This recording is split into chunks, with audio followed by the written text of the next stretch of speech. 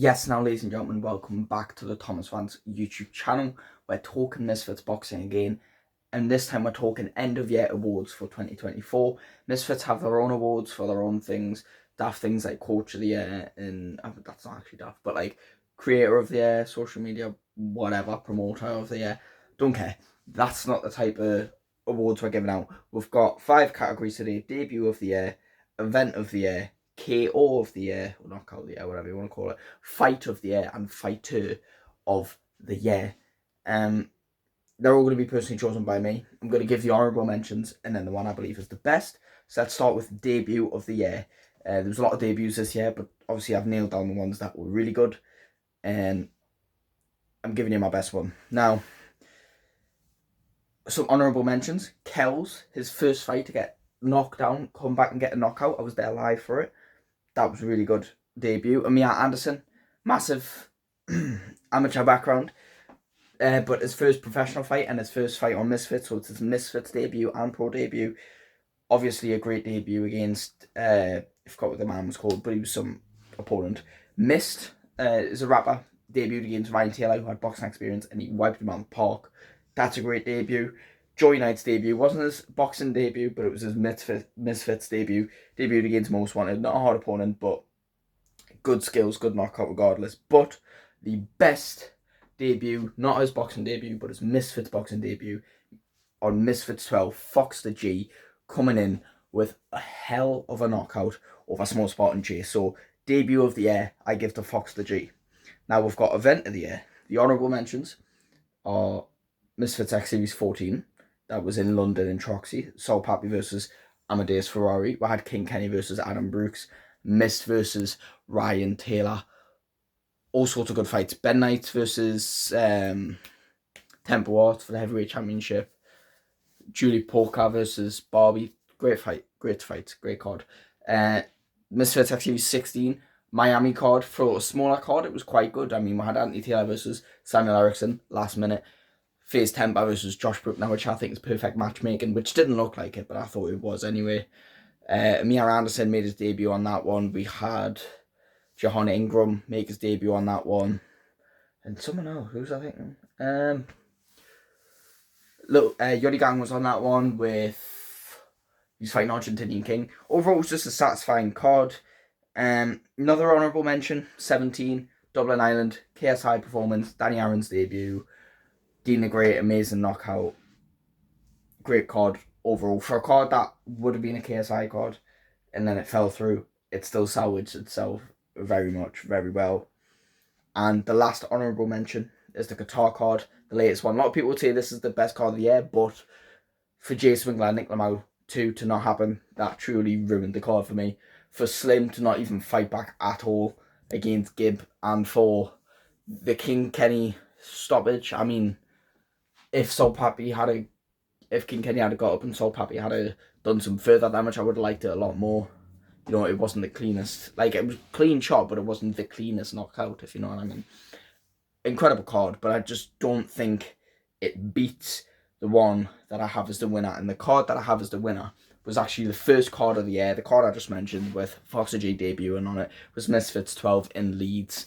For Leeds, not a big place whatsoever, but I mean, you had Ed Matthews versus mystery opponent, which was Pineda. Didn't think Pineda would beat Ed Matthews, and he did. Knocked him out the ring. I don't think it was a knockout. He knocked him out the ring. Ed Matthews was gassed, couldn't get back in the ring, so ref called it off. You had, obviously, Fox J's amazing knockout debut on that one. Tristan Ham made his debut against not Logan Paul and knocked him out. Chased him all, destroyed Minicon. Ben Williams was there, had a great fight against Fez Batista. Joey Knight made his debut against Most Wanted. Elbrook got that amazing knockout over AJ Bunker where she took the belt. And is there any more on that card? DTG beat Miles Raksu. Amazing card. Best card of the year in my opinion. Just knockouts all around. Fun card, fun fights. Card of the year goes to Misfits 12. Now we've got knockout of the year. Now I have a lot of nominees that I made for this card. Sol Pappy, KO and King Kenny is one. Everyone would label this knockout of the year because it's Sol Pappy and King Kenny. But I don't think the knockout was that clean. You know, more damage could have been done. So it's an honourable mention, not the winner for me. Kells versus Big Tobes. Kells knocking out Big Tobes was a good one. I mean, clean right hand. Literally, the man got wobbled, put down. After Kells had already been knocked down, and it looked like Kells was out when he got back up and knocked him out. I was there live for it as well. Amazing knockout, but not the one. We've got Dean the Great knocking out Dave Fogarty. That was a hell of a knockout. I mean, the way he slips in that right hand it's honestly unbelievable. Anthony Taylor knocking out Gabriel Silva. I mean, it was a weird one because the way he fell was so weird, but it's because of the size difference, realistically. That was good. It was impressive. Wasn't definitely not knockout of the year. Josh Bruckner knocking out FaZe Temper, sad to say. Definitely not knockout of the year though, but it was clean. Miss knocking out Ryan Taylor, did not expect that whatsoever. So that one's up there. And then we've got Joey Knight knocking out Baby Hulk. Clean, but Baby Hulk was not really a hard opponent whatsoever. So yeah, that kind of takes away from it. Less impressive. Tristan Ham knocking out not Logan Paul again, not impressive. Not a massively hard opponent. It was good for Tristan Ham for a debut, but not that impressive. And then there's also Elbrook knocking out AJ Bunker. AJ Bunker got back up. It did stop there, but she got back up. And when you hear my winner, and you hear about getting back up, there's a reason why I picked the winner. And the winner, once again, is Fox the G in his debut fight on Misfits against Small Spot J. Small Spot J, someone who had a fight who I thought, that's a tough debut for Fox the G. Fox the G not only wipes the floor with him, but knocks him out so clean. He's literally stiff. Like, his body goes stiff. He's literally shaking. Looks like he's having a seizure and he's literally dying. Like, to me, that's a knockout. When the man is not conscious and his body does not work, that is a knockout. People call it a knockout all the time when the ref stops it. Ain't a knockout. That is a true knockout, and that's why I think that should have been knockout of the year. Even Misfits put that out before knockout of the year, and it still didn't get voted the best one. I think that's completely outrageous. Like, everyone is underestimating that, underrating it massively. Anyway, fight of the year nominations. We've got Dean the Great versus Dave Fogarty. You know, we've never seen, besides Waleed, we've never seen anyone put the pressure on Dean the Great that much as Dave Fogarty did. There was moments in that fight we thought, okay, Dave's doing quite good here. But overall, Dean just had the tools, really. Just knocked him out. Cleanest. Oh, honestly. The way he just dismantled him after getting all the pressure put on him, and he counter right-handed it. Nice. Too clean. Then another honourable mention, Lewis Bowden, George Stokey. Now, obviously, these boys not good at boxing. The fight wasn't even that good. But to be in the arena with everyone screaming for that fight, it was great. It was great energy. But obviously, skill level's not there, so obviously I cannot give that fight of the year. And then Gib versus Slim, a massive, incredible performance from Gib. Fight we've always wanted to see. It was just slightly let down because Slim didn't give enough back, and it was a completely one-sided fight.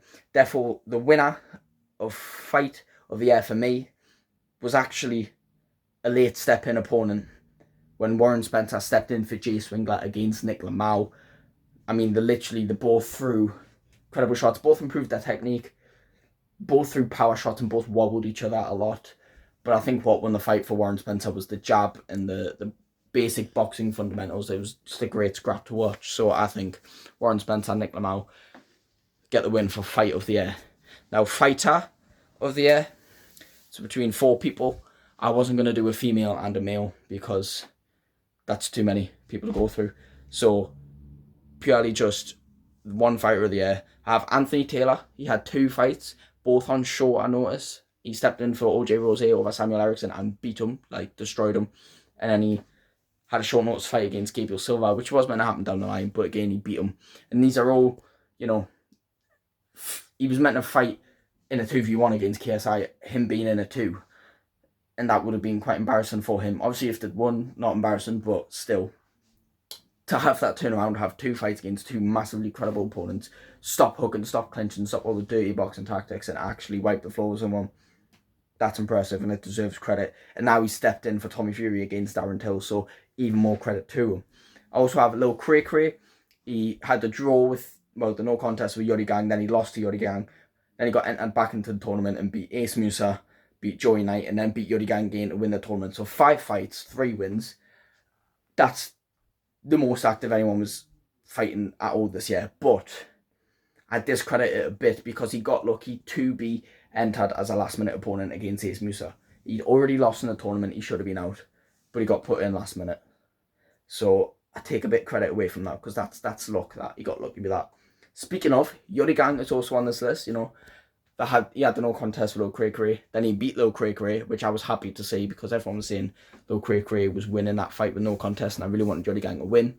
Then Yuri Gang beat Argentinian King, but then he had to fight Lil Cray Cray again in the finals, and unfortunately he lost, which was unfortunate for him because he shouldn't have had to fight Cray Cray again because he already beat him. So hats off to him because he honestly carried that tournament, let's be honest. But the person I had to give Fighter of the Year, because they've had 3 fights this year, didn't lose once. Right? They had a knockout at the start of the year when they won the belt. They had a win at the end of the year, dominant performance. And then in the middle of the year, they had a draw. But in that draw, they faced an experienced fighter and they dropped them. I'm talking about Elbrook. She knocked out AJ Bunker at the start of the year to take the belt. Then middle of the year, she fought Paige Van Zandt, an experienced fighter who realistically should have won that fight. It ended up in a draw, which is unfortunate for both of them. But Elbrook did drop Paige Van Zandt, and Paige Van Zandt didn't really hurt Elbrook at all. So that's impressive in itself. And then she beat Jenny Savage in Newcastle, just straight out boxed them. So Elbrook's fight of the year, just based on the opponent she took and everything. Those are my opponents. Those are my Misfits awards for the year, the rightful ones, because Misfits will probably get the wrong ones because they'll make it a popularity contest, which really is not what everything is about. Sometimes things are about what you can actually do and what you can achieve. So thank you all so much for watching. Please like and subscribe, and I'll see you in the next one. Goodbye.